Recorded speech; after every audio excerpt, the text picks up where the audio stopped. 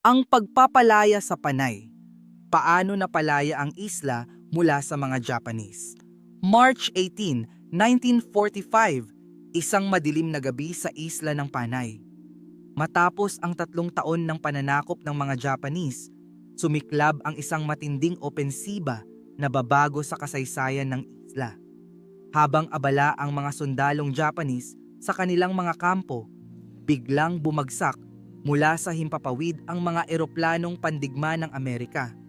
Kasabay ng pagbagsak ng mga bomba sa mga estratehikong target sa Iloilo, Capiz at Antique. Sa lupa, ang Panay Resistance Movement, pinamumunuan ni Colonel Macario Peralta Jr., ay umatake sa mga mahahalagang lokasyon ng Japanese.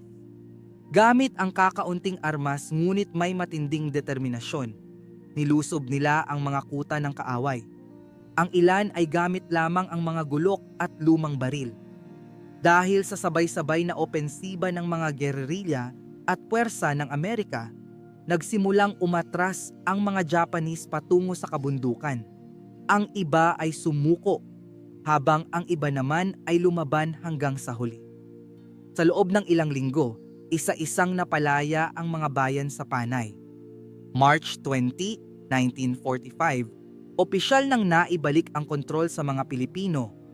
Ang bandila ng Pilipinas ay muling itinaas sa Iloilo, hudyat ng kalayaan mula sa pananakop ng Japanese. Ngunit hindi dito natapos ang labanan dahil habang lumalaya ang Visayas, patuloy pa rin ang matinding sagupaan sa Luzon. Ano ang nangyari sa Luzon matapos ang pagpapalaya sa Panay? Alamin sa susunod na video.